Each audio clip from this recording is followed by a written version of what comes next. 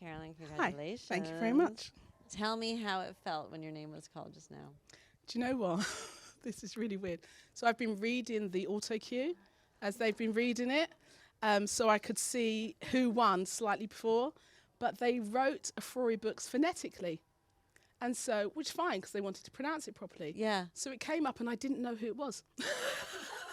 And so And you're like, who's that? What an like, interesting sounding bookshop. Afrori Books, like what's that? And then so my daughter sitting with me, she nudged and went, "That's you." And I went, "Oh yes, it is," because I was so focused on the Afrori, I didn't notice my name afterwards. Honestly, we're booksellers. You're not the first bookseller, No, actually. right, who read the exactly. We autocue. go to the end of the book. We check what the result's going to be. You know. Well, I love that. Okay, so I was going to ask first and foremost why you founded Afrori. It's still relatively new. And then my follow-up question was going to be, do you feel that there's been progress? So why don't you tell me about that? So I founded Afrori because I was an unemployed event manager. So Good reason. Good reason. I isn't it? hit lockdown like lots of people. I was a freelance event manager. My industry disappeared. And like lots of people, I thought, okay, what do I really want to do? And my family had always been big book people, as in my husband, myself, and my children. And I just thought nothing has changed. Like my children were adults. When they were kids, I used to import books from Canada, Canada, America, West Africa, so that my kids would have representation. And I just thought, my kids are in their 20s and the books are still not there. Why are the books still not there? So I just thought, well, I can sit and complain, or I could just get off my backside and do something about it. So I chose the get off the backside option. And I just thought, let's just try this. Let's just put together a small collection. Those were my words. A small collection of books, just to kind of help out friends, families, so that, you know, we could find the books that we really wanted. And it blew up. We had an online shop, and it blew up very quickly. In the space of like 3 weeks, we were sending books all over the country. And I was like, oh, it's not just me. You know, other people really want this. So, yeah, and it has changed in some ways. This year's hard. I think that in lots of areas around the country that it feels regressive this year. It feels like we've ticked all the boxes. That should be the norm, right? And it should be the norm for black authors and authors of colour. This shouldn't be. And it's just, it's a bit exhausting. It's a bit tiring to go, oh, are we zeitgeist right now? Is this or the not? moment for us? Yeah. And that's not what real life looks like, is it? You know? So, yeah, so it has changed in some ways. I think when we started, a lot of publishers thought it won't last. And we're still here, which is good.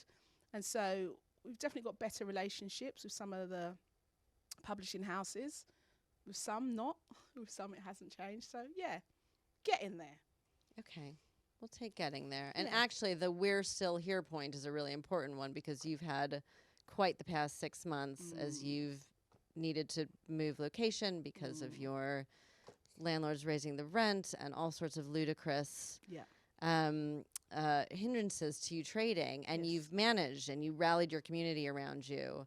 I mean, first question, just on a sort of logistical, practical note, how have you possibly managed to do that and continue to sell books at the same time? I mean, how is it all? You're like, I'm tired. I was hoping someone else would tell me. I have no idea. Yeah. You know, the thing is that this is what I'm passionate about. I feel, I honestly, don't have enough. I feel a massive burden, and I really mean burden, for my community, for creating a safe space for black people and their allies within Brighton. And so I'm a passionate woman. I am a disruptor by nature, and I will fight to the death to make sure that those things happen. And I think when we thought we were going to lose everything, I didn't feel like I was losing. I felt like someone was stealing from my community. And I was just like, I'm not. You're not. I'm not going to stand here while you mug this community. I can't allow it to happen. And thankfully, the community also felt like there was no way. And so So we fought hard, really hard, and it has been an exhausting. It's been I really need a holiday. But I wouldn't wish those last 4 or 5 months on anybody. But the fruit, the result, it is what it is. It's beautiful, and it's beautiful to watch the community rise up and say, absolutely not. From tiny children. I had a 5-year-old come into the shop, and we ran craft mornings on a Saturday, and he came into the shop and he came over to me and he said, I've got something for you. And I said, okay, what have you got, hun? And he held out his hand and it had £2 in it. And I said, what's that? And he said, this is all my pocket money. Please don't let them take my shop away. And I mean, it was the worst day ever for me. But after I sobbed, and I really did sob that day, I was just like, no way, you're not taking the shop from that kid. Like, that kid, he's a kid. He's going to be robbed all his life. He's a little brown boy. And no, this is not going to be like, oh, this is what the world looks like for him. I'm not going to have it. Long answer. No, it's fine. I don't know how to, I'm not even going to lie, I don't even know how to follow that, except to say, how do you think your community is going to feel about you bringing this award back to Brighton? I think they'll be pleased.